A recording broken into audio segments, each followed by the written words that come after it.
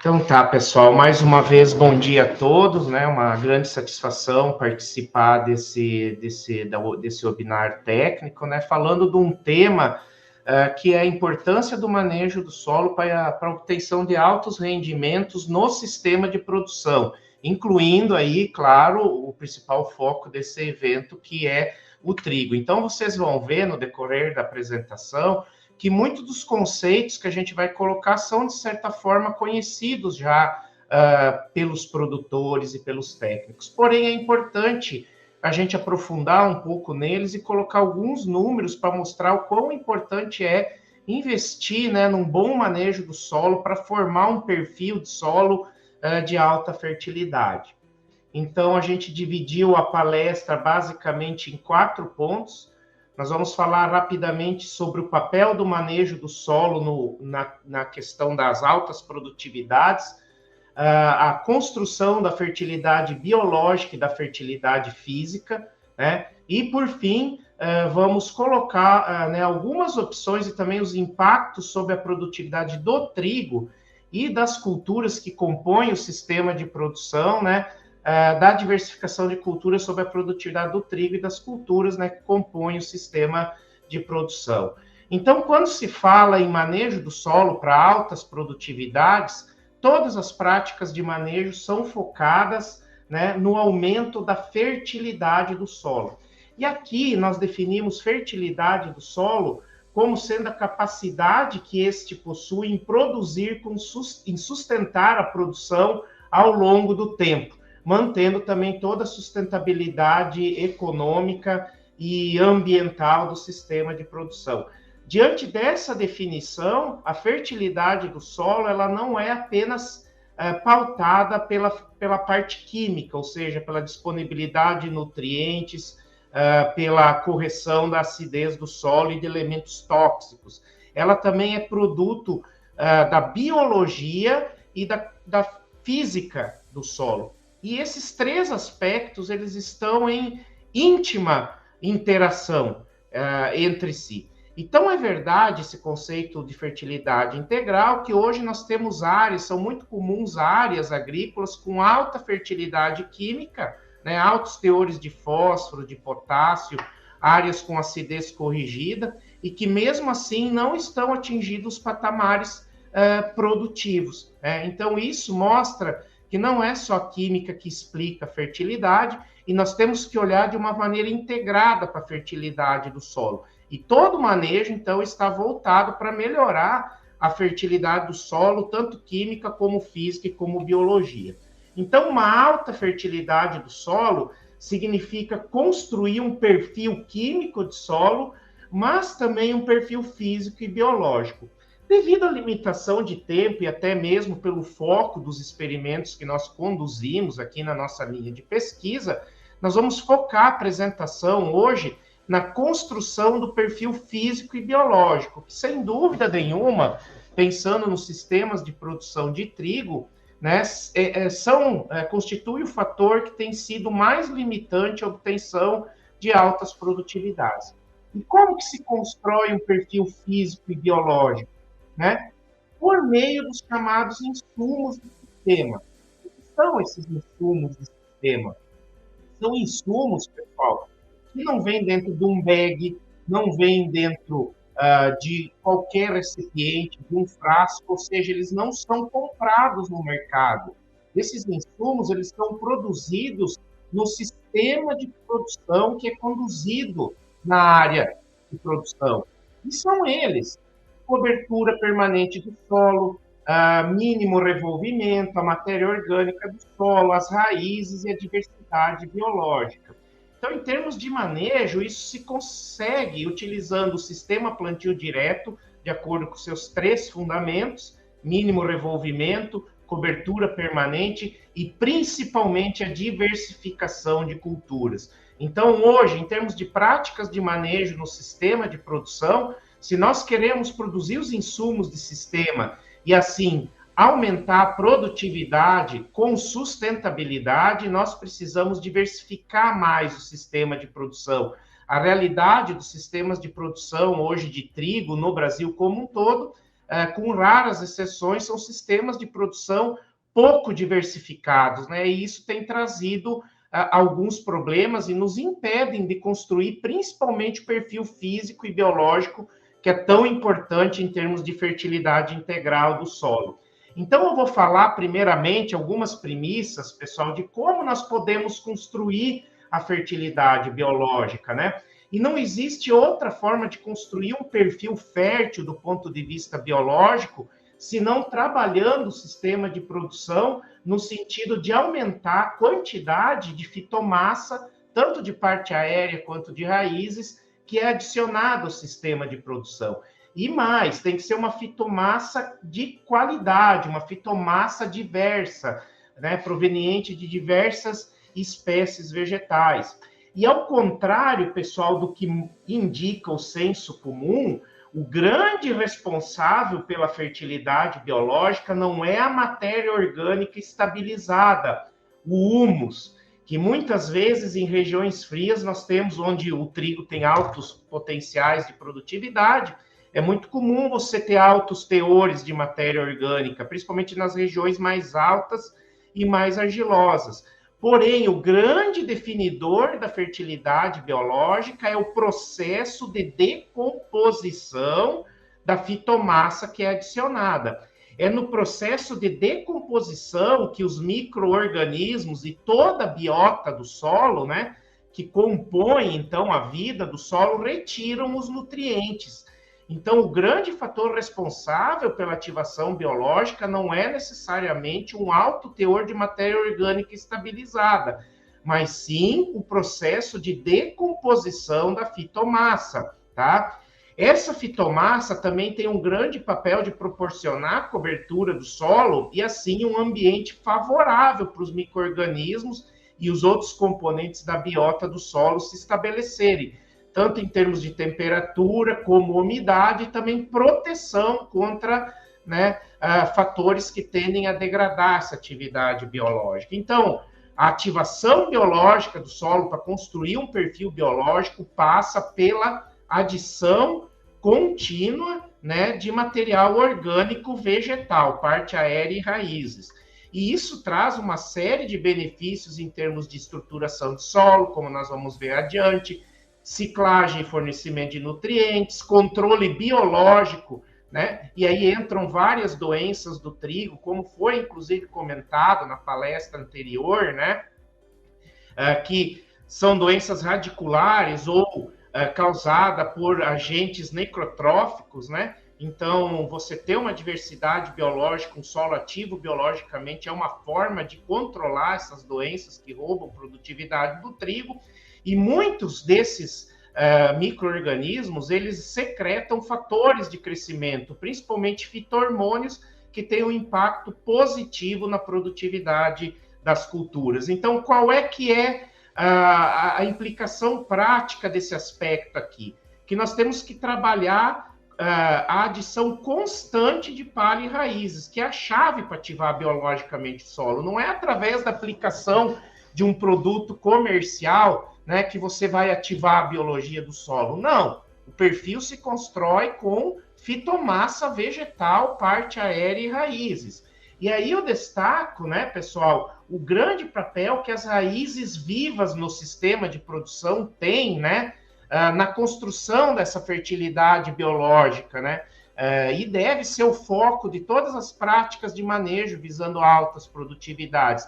Então, existe uma zona com uma espessura ali que varia de 0,3 a 5 milímetros a partir da superfície da raiz, que é chamada de rizosfera. Então, a rizosfera é essa zona aí, bem pouco espessa, que tem influência direta das raízes. E ela é um verdadeiro paraíso para os micro-organismos. Por quê? Porque na rizosfera há uma alta atividade e diversidade de compostos orgânicos, tanto em termos de turnover. E existem estimativas, para vocês terem uma ideia, que 12 a 18% de todo o carbono fixado pela fotossíntese ele é exudado, ou seja, as raízes emitem em forma de compostos orgânicos. Então, se você pensar numa lavoura de trigo com cerca aí de 2 toneladas de carbono, né? Nós vamos fixado via fotossíntese, né? Um valor ali médio. Nós vamos ter ali pelo menos uns 600 a 700 quilos por hectare de exudatos. E esses exudatos são utilizados pelos micro-organismos, então isso realmente ativa, né, a biologia do solo. E a rizosfera também altera o pH, né, o teor de água, os nutrientes, a disponibilidade de oxigênio, então ela modifica a estrutura e a composição da comunidade microbiana. Qual é, que é a importância prática em termos de tomada de decisão para manejar a fertilidade biológica dessa questão do efeito rizosférico, né? A questão prática é que nós temos que ter um sistema de produção onde nós temos o máximo de tempo possível com raízes vivas na área. E essas raízes têm que estar bem distribuídas. Aí entra a importância das culturas de espaçamento reduzido, principalmente quando se fala em culturas de cobertura. E também temos que investir em diversidade de raízes, porque o que determina a diversidade da biota do solo é a diversidade de raízes. Cada espécie vegetal tem um padrão de exudação, tem um padrão de modificação das condições químicas e físicas da rizosfera. Então, cada espécie ela vai afetar de forma diferente a comunidade microbiana. Então, se eu quero diversidade biológica, eu tenho que ter diversidade de raízes, diversidade de espécies vegetais, tá?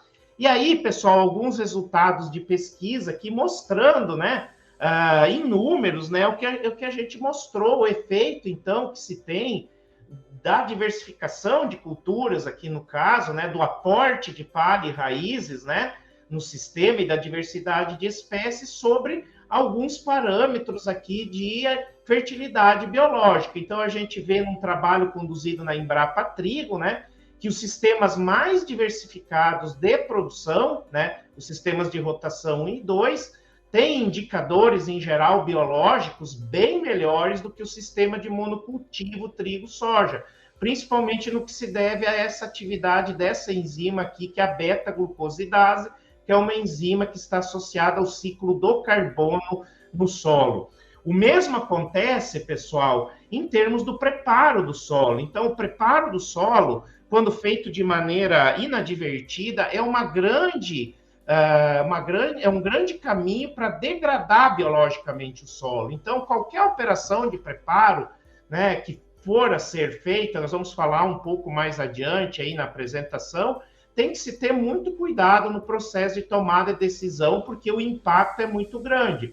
Veja aqui, ó, um ensaio que nós temos aqui em Londrina, na Embrapa Soja, onde nós temos uma redução dos diversos parâmetros aqui relacionados à atividade biológica, desde a atividade da enzima beta-glucosidase, da arilsulfatase, que é associada ao ciclo do enxofre, da fosfatase ácida, né, associada ao ciclo do fósforo, e também o carbono da biomassa microbiana e o nitrogênio da biomassa microbiana. Em todos eles, o preparo do solo, né, teve impacto negativo. Vejam que mesmo num sistema onde o solo é escarificado a cada 3 anos, ou seja, ele é plantio direto e a cada 3 anos é feita uma operação de escarificação. Mesmo nesse caso, vocês veem que, em geral, a atividade biológica do solo é prejudicada pelo preparo, justamente porque o preparo, o revolvimento do solo expõe os organismos à dessecação e outros fatores ambientais negativos, e isso leva, então, uma degradação do perfil de fertilidade biológica, e nós perdemos todos os benefícios, né, que um bom perfil biológico tem naqueles fatores que nós falamos anteriormente. Então, na prática, pessoal, construir fertilidade biológica não sai do que é repetido exaustivamente em palestras, né, de manejo do solo. Nós precisamos ter uma mínima mobilização do solo, ou seja, evitar ao máximo possível operações desnecessárias de preparo. Tem um grande impacto, mesmo operações de preparo mínimo, como escarificação, impactam negativamente na fertilidade biológica do solo. Nós temos que ter sistemas de produção com elevado aporte de biomassa vegetal, né, palha e raízes. Nós temos que ter diversidade de espécies vegetais, para gerar diversidade de micro-organismos no solo, cobertura permanente do solo para ter um ambiente favorável aos micro-organismos em termos de temperatura e umidade, e o máximo de tempo possível com plantas vivas na área, ou seja, janelas de pousio, mesmo que curtas, como, por exemplo, ocorre no outono, entre a colheita do milho-verão ou da soja e o plantio do trigo, elas têm que ser eliminadas, né? Essas janelas, elas têm um grande efeito em danificar, né, prejudicar a fertilidade biológica, tá? E aí nós vamos, então, para o segundo componente da fertilidade, que nós vamos falar antes de entrar na parte mais prática, que é a fertilidade física do solo. Então, manejar a fertilidade física do solo em um sistema de produção de grãos, e sob o ponto de vista de práticas de manejo do solo, é, na verdade, manejar a estrutura do solo. Fertilidade física, ela depende de fatores do tipo de solo, né, como profundidade do perfil, textura, distribuição do horizonte, mineralogia, etc. Mas isso não é manejado. O que nós podemos manejar é a estrutura do solo. E o que é a estrutura do solo? Nada mais é, relembrando aqui, que a maneira como as partículas do solo e o espaço poroso entre elas são arranjadas e organizadas, formando, então, os agregados. Então, a unidade básica da estrutura do solo, para se ter fertilidade física, é a agregação. E nós temos que buscar sempre a formação de agregados como esses que vocês estão vendo aqui na imagem. Agregados de tamanho médio, aí, com tamanhos entre 2 a 4 centímetros, preferencialmente, arredondados, né?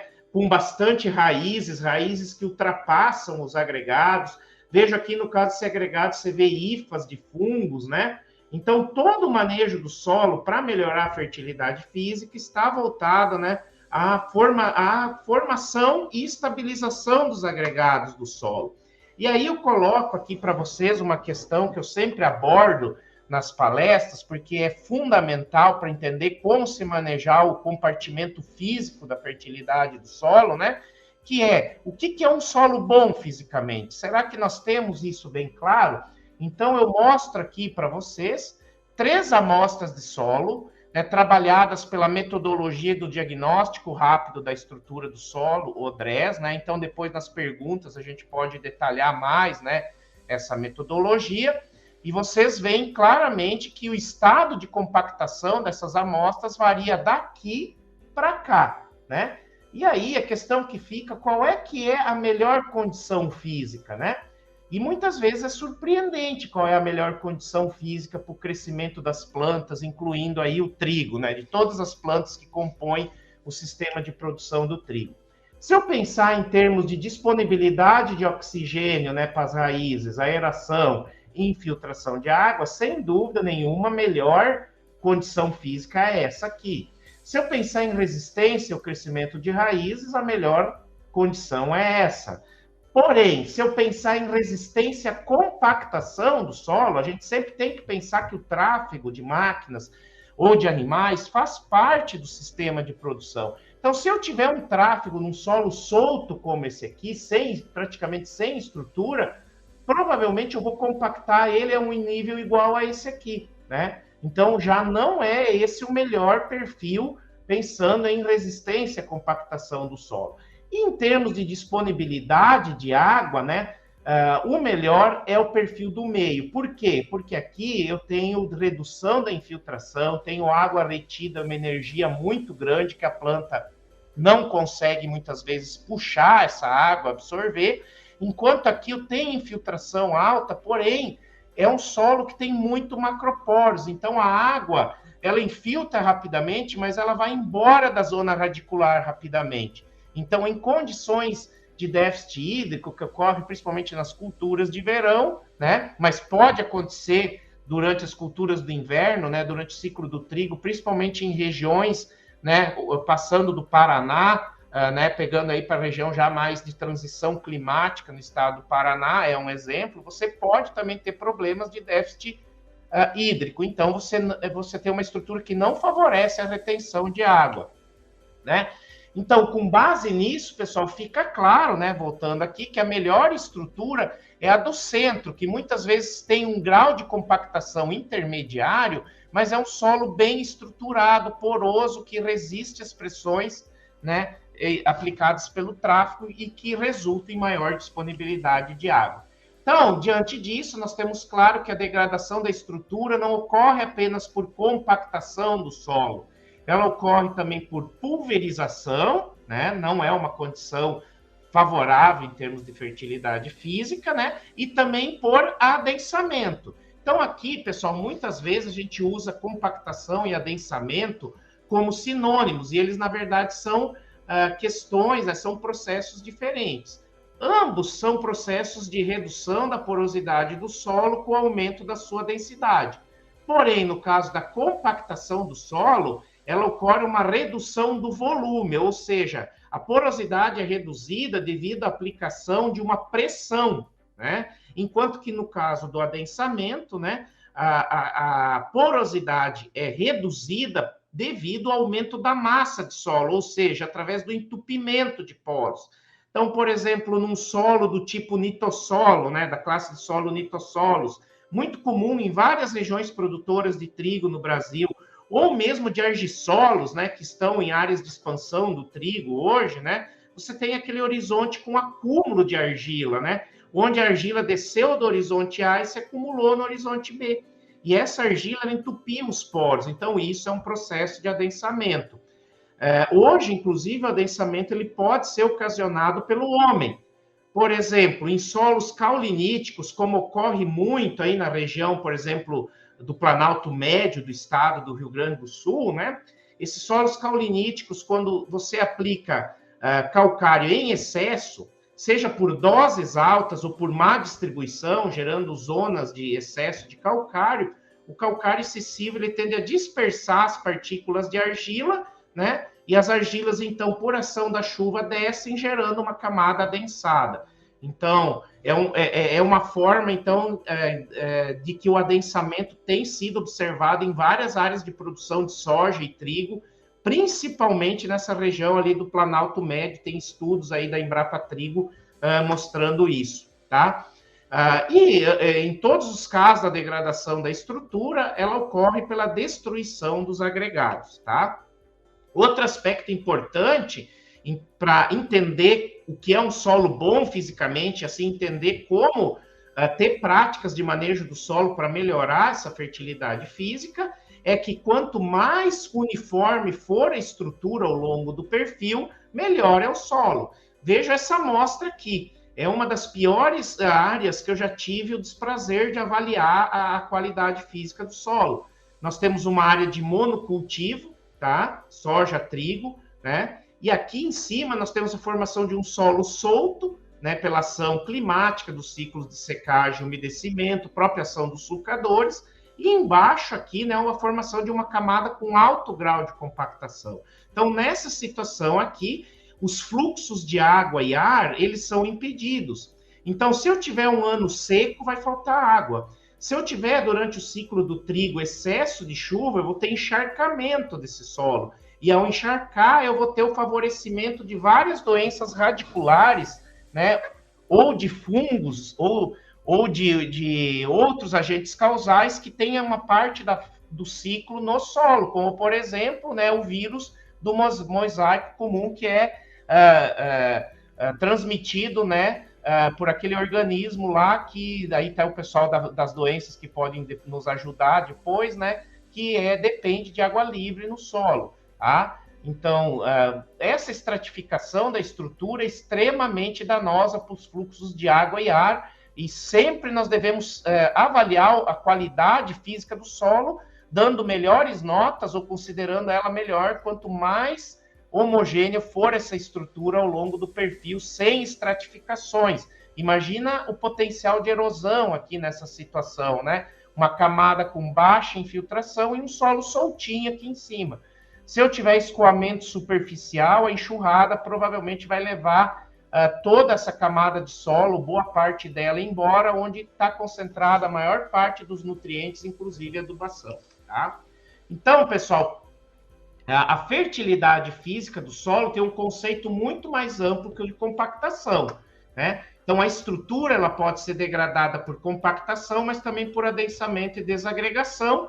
E vocês já vão entender por que a gente está fazendo essa parte inicial da fertilidade física aqui, porque tem um impacto prático muito importante no manejo do perfil do solo.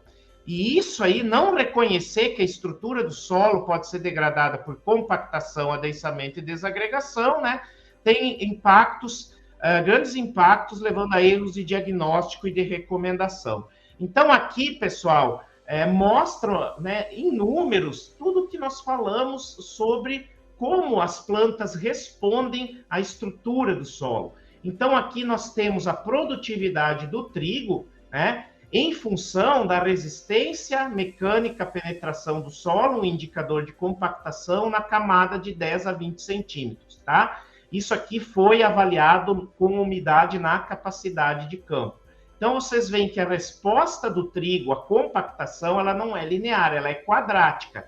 Ou seja, eu perdi produtividade quando o solo estava muito compactado, mas eu tive perda de produtividade também quando o solo estava muito solto. E aí a gente volta àquelas figurinhas que a gente colocou lá uns 2, 3 slides anteriores, tentando mostrar para vocês qual era, né, a estrutura melhor de solo visando a produção de grãos. Então, vocês veem que a máxima produtividade ocorreu onde eu tenho o sistema plantio direto, não compactado e não revolvido. Onde eu tenho compactação, eu perdi, e onde eu escarifiquei o solo, soltando demais essa estrutura, eu tive no curto prazo perda de produtividade, justamente porque eu tenho menos água disponível, tenho um contato raiz-solo menor, né? Então, aí a capacidade de absorção de nutrientes é menor, a eficiência de absorção de nutrientes é menor, né?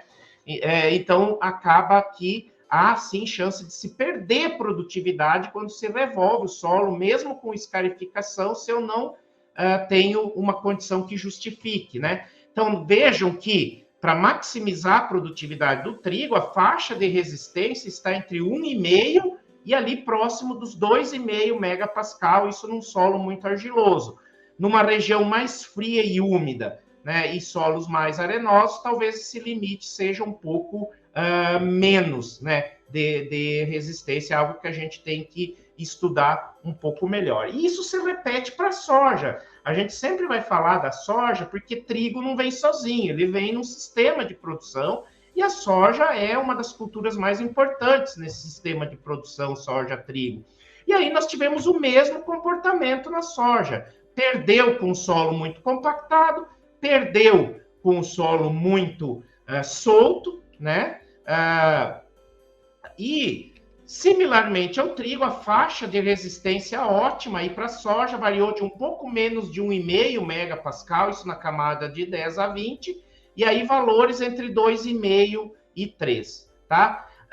Cálculos feitos no sistema soja-trigo mostram que nessa situação aqui só valeria a pena escarificar com resistências entre 13 e 13,5 na camada de 10 a 20, considerando o custo que tem para escarificação, embora as perdas já começam em resistências menores, tá? Então, isso mostra, né, para vocês que nem sempre mexer no solo, né, é a melhor opção e nem sempre isso vai potencializar a produtividade. Na verdade, o que esses gráficos estão mostrando, tanto para soja quanto para trigo, né, é que com o revolvimento do solo, nós nunca vamos atingir a máxima produtividade. Nós podemos perder menos que a área compactada, mas nós não vamos atingir o potencial produtivo, tanto para a soja quanto para o trigo. Então, a gente deve adotar com cautela e somente quando tem o diagnóstico de que é preciso, tá?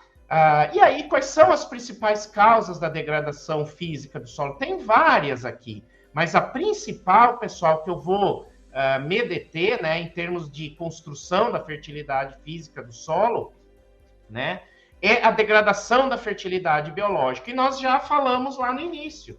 Então, física do solo, qualidade estrutural, é uma função direta da fertilidade biológica. Então, tudo aquilo que a gente falou no início, pessoal, da apresentação, de como construir o perfil da fertilidade biológica, é o caminho também para se construir o perfil de fertilidade física do solo, né? E o que a gente vê em geral, como eu já salientei anteriormente, é que a degradação da fertilidade biológica, devido à baixa diversificação de culturas que se observa nas áreas de produção em geral, com aporte insuficiente de palha e raízes, e também a mobilizações frequentes de solo, né, preparos do solo frequentes. Então, essa degradação da fertilidade biológica é o principal fator que está por trás da degradação física, principalmente por compactação.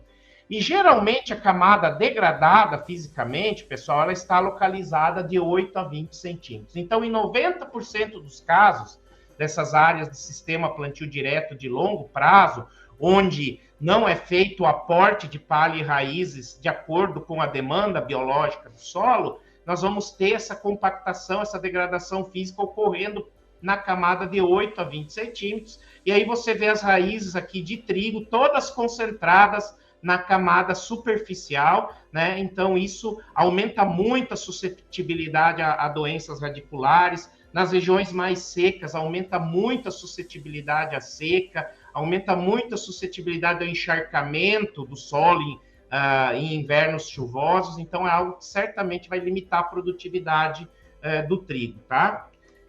E aí, o exemplo clássico, né, para quem ainda tem dúvida de que fertilidade biológica é o caminho para a construção da fertilidade física do solo, a gente mostra esses exemplos aqui. Eu poderia mostrar aqui né, vários números, né?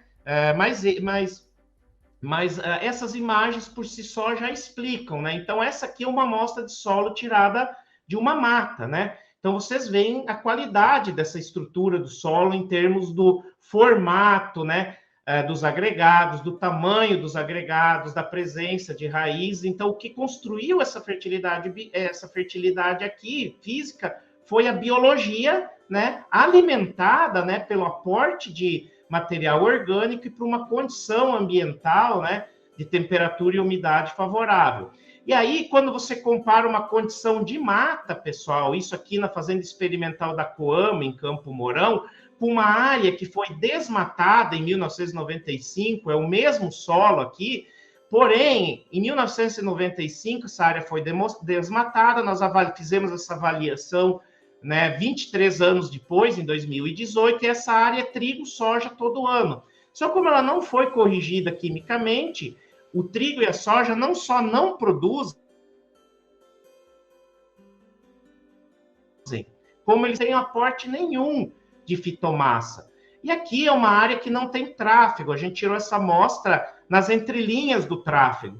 E vejo que mesmo sem tráfego, tive aqui a formação, né, de uma camada com alta degradação estrutural por compactação. Então, mostra, pessoal, que solo degradado estruturalmente é reflexo de um solo morto, né, onde a biologia está suprimida, a atividade biológica do solo. E aí, nesse mesmo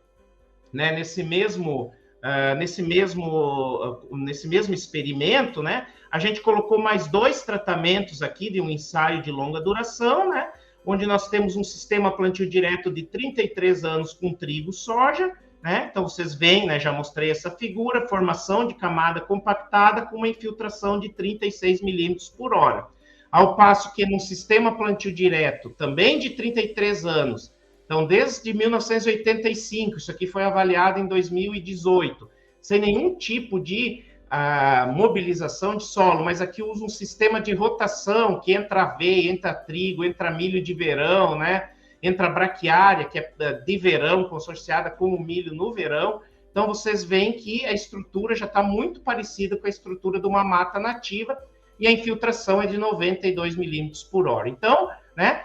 A qualidade estrutural do solo é uma função direta, né, como vocês veem nessa imagem, da adição de palha e raízes e da atividade e diversidade biológica, né? Então, eu gostaria também aqui de dar um pouco de ênfase para o papel dos bioporos, né?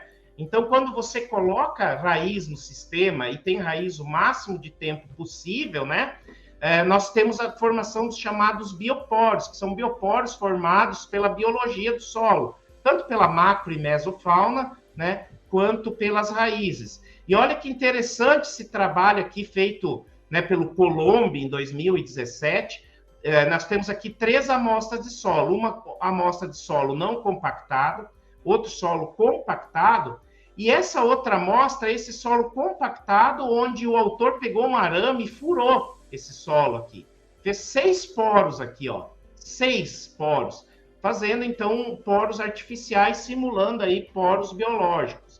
E aqui está a área foliar da soja, que foi a cultura indicadora utilizada. Então, vocês veem que com 6 bioporos nessa massa compactada, a área foliar da soja aqui já se aproximou muito ao solo não compactado.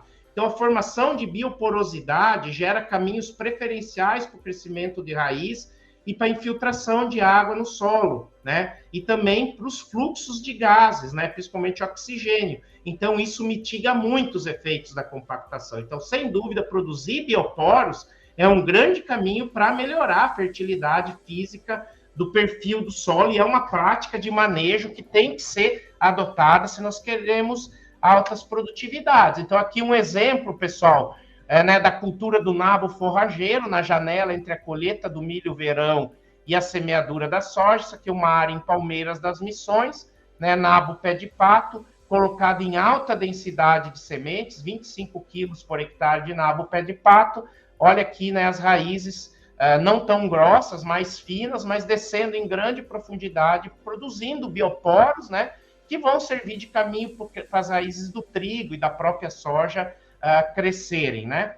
Aqui um exemplo do milheto, pessoal, também outra espécie que pode entrar em rotação com o trigo, principalmente ali cobrindo o solo na janela outonal. Nós vamos falar no fim da apresentação, né, sobre isso. Então, as raízes do milheto, né, elas realmente têm uma capacidade muito grande de romper camadas compactadas. Isso aqui é embaixo de uma moita, né, de uma moita de milheto, numa área compactada. Então, vocês veem que onde teve ação da raiz do milheto, parece que passou aqui uma haste sulcadora, né? E é claro, isso é uma condição que fica distante da região mais fria produtora de trigo, mas as forrageiras tropicais perenes, como as braquiárias, são, sem dúvida nenhuma, as melhores opções para produzir bioporos no solo e melhorar a estrutura física, né?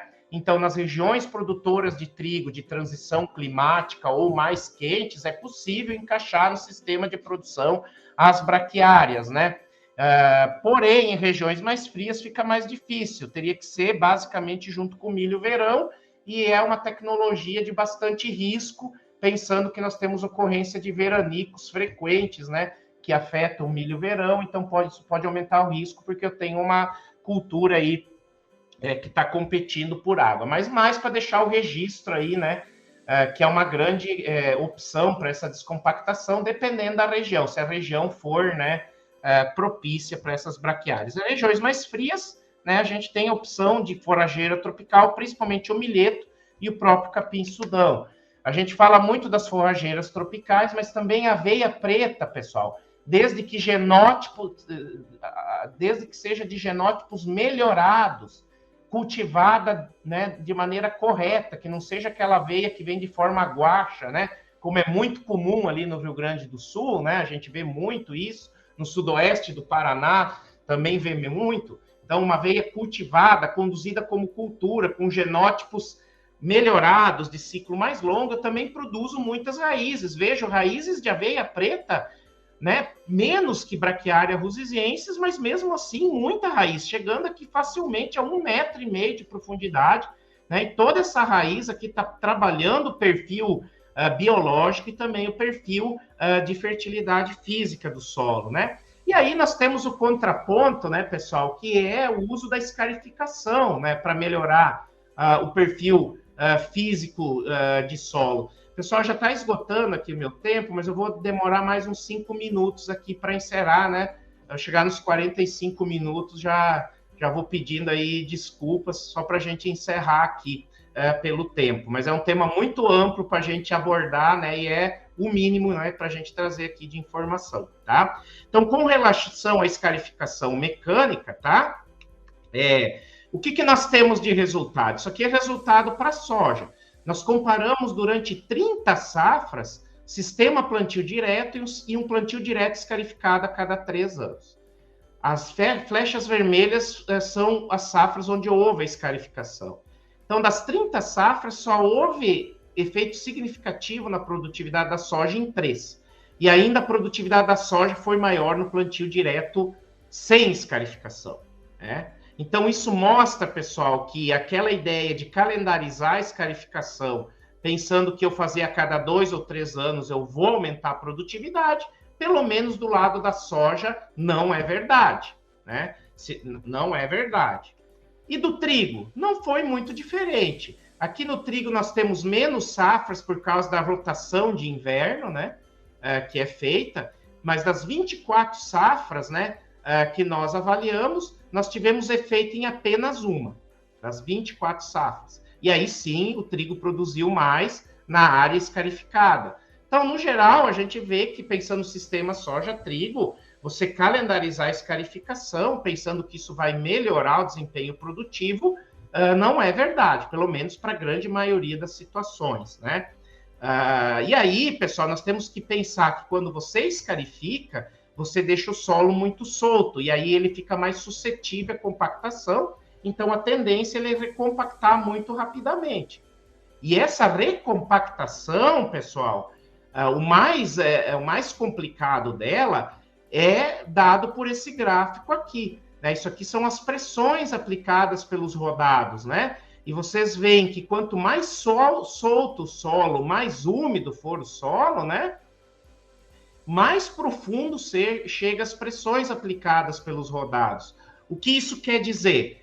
Isso nós testamos aqui na Embrapa Soja, que quando você faz um tráfego, né, tráfegos em cima de um solo escarificado, um solo muito solto, a tendência é você levar a compactação, inclusive para baixo da camada que foi revolvida. Olha aqui esse trabalho aqui, ó, né? Na área que a gente escarificou, que são esses 3 gráficos aqui em cima, vocês veem que a resistência à penetração aumentou não tanto na superfície, mas aumentou abaixo da camada escarificada. Enquanto que onde eu não revolvi, né, o tráfego teve efeito na camada superficial.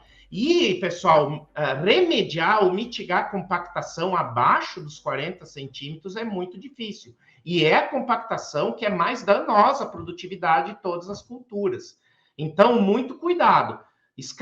A tendência é de que, se a escarificação for repetida sem critério, né, o tráfego nessas áreas escarificadas tende a levar o problema da compactação mais para camadas profundas, com impactos bastante negativos sobre o sistema de produção. Então, aqui algumas questões, né, de posicionamento sobre a escarificação. O principal deles, pessoal, é que ela é uma prática corretiva e deve ser adotada com critério, deve ser sempre associada a práticas biológicas, né, as plantas é que recuperam. A tendência é a execução simultânea ou após a semeadura de uma cobertura. Então, o melhor efeito da escarificação tem sido feito semear a cobertura e logo depois da semeadura fazer a escarificação, né? A gente tem feito isso, por exemplo, com aveia, tem funcionado muito bem. E em termos de regulagem do escarificador, o principal é isso aqui, ó, o espaçamento entre hastes, que tem que ser de 1 vezes e meia a profundidade. Na verdade, o valor mais utilizado é 1,3. Então, regulou o escarificador para 30 centímetros, o espaçamento entre hastes tem que ser 39, 1,3 vezes a profundidade, tá? E aí, em termos de diversificação de culturas, né, pessoal, nós temos várias espécies que podem entrar aí em rotação com o trigo, né, desde as aveias, o centeio, as leguminosas como ervilha forrageira e ervilhaca, os próprios nabos forrageiros, né, algumas espécies também tropicais, né, principalmente essas de ciclo curto, como milheto, capim-sudão e trigo mourisco, que podem entrar na janela, né, entre a colheita do milho-verão ou da soja e o plantio do trigo, né. Aqui, pessoal, a gente dá para vocês algumas ideias de consórcios, né, e a quantidade de sementes, pelo menos para uma primeira aproximação em cada um dos consórcios. Então, a gente tem consórcios duplos, triplos e até quádruplos aqui, né, envolvendo espécies subtropicais e também aqui, no caso, duas opções de consórcio envolvendo espécies tropicais, como o milheto e o trigo mourisco, esses consórcios mais para usar na janela outonal, enfim, aí fica aí para vocês, depois, se houver interesse, a gente pode compartilhar essa apresentação para vocês ficarem uma primeira sugestão de composição desses consórcios aqui. Todos eles se prestam muito bem para rotação como o trigo e beneficiam tanto o trigo quanto a soja, tá? E aqui, pessoal, alguns resultados, então, já estamos finalizando, tá? De como a cultura do trigo responde, então, à diversificação de culturas. Trabalho feito na Coamo, em Campo Mourão, um experimento de longo prazo. Isso aqui é média das safras nos ciclos de 2012, 16 e 20. Então, são ciclos de 4 anos, na verdade. Então, nós temos 12 anos, 12 safras envolvidas nessa média aqui. Então, vocês veem que onde 100% da área é trigo, ou seja, monocultura de trigo no inverno, eu tive, né, uma perda de produtividade em relação às duas melhores situações, que é onde o trigo ocupa de 25% a 50% da área no inverno, onde eu tive por alqueire ali um aumento de 30 e 34 sacos de trigo por alqueire. Então, quando a gente fala de viabilizar o trigo, fazer com que ele produza bastante e assim ser uma cultura rentável, nós não podemos abrir mão da rotação de inverno. O impacto dessa rotação no inverno é principalmente sobre as doenças, mas também sobre a qualidade biológica e física do solo, e o trigo responde a isso. Veja, né? Esses dados mostrando que eu tenho que reservar pelo menos 50% da área para se fazer outras culturas que não o trigo, tá? E tão mais fria a região, maior é a importância da rotação no trigo, porque os restos culturais persistem mais, a decomposição é mais lenta, então o impacto das doenças de fungos necrotróficos ou de raízes é maior. E o impacto da rotação no inverno impacta também a soja. Veja, isso é a produtividade da soja em sacos por alqueire, né, em 10 safras aqui, barra verde, produtividade da soja, onde eu tenho 50% da área com trigo e 50% com outras espécies. E a barra vermelha é onde é trigo todo ano. Então, não só o trigo responde à rotação, mas a soja também. Então, a rotação, né, ela se paga. E, claro, não posso deixar de mostrar, né, o efeito do trigo na soja. Se a gente considerar a mesma época de semeadura, então, eu estou semeando a soja na mesma época, né? Tirando o componente de que em algumas regiões a soja é semeada mais tarde, depois do trigo, e isso pode impactar negativamente na produtividade, né? Então, se eu semear a soja na mesma época, a gente vê que o trigo tem um grande papel em melhorar a produtividade da soja. Vejo nesses dois resultados de pesquisa aqui da Embrapa Soja, né, em Londrina, que é o Pousio, né, soja com 68 sacos por hectare na safra 17 e 18. Quando eu tive só palha de trigo, ou só raiz de trigo e aveia, ou raiz e palha de trigo, vocês veem que aumentou a produtividade em 8 sacos. E aumentou de forma semelhante a uma aveia que foi cultivada, né, dentro dos maiores rígidos padrões técnicos. Uma aveia ali que produziu 8 toneladas de massa seca. Então, vejo que o trigo, né, teve um efeito semelhante a uma aveia de cobertura sobre a soja. E no ano seco, pessoal, que foi o ano seguinte, né, cultivo de trigo aumentou em 25 sacos por hectare, né, a produtividade em relação ao pousio. E também de uma maneira, da soja, isso também de uma maneira semelhante ao efeito de uma aveia preta. Então, o trigo é rentável? Se nós produzirmos dentro dos padrões de tecnologias, incluindo o sistema de manejo, né, do solo. Mas ele também tem que ser visto do ponto de vista do que ele favorece a produtividade das outras culturas, como a soja, né, semeando numa mesma época, o trigo tem um efeito similar ao plantio de uma aveia, né, para cobertura do solo, e um efeito muito grande em relação ao pousio. E aí, pessoal, a questão das coberturas outonais, nós fizemos um trabalho, é uma condição específica aqui para a Embrapa Soja, né? Semeando várias culturas entre a colheita da soja e o plantio do trigo, né? E aí, aqui nós mostramos o efeito de colocar uma cultura entre a colheita da soja ou do milho verão e o plantio do trigo.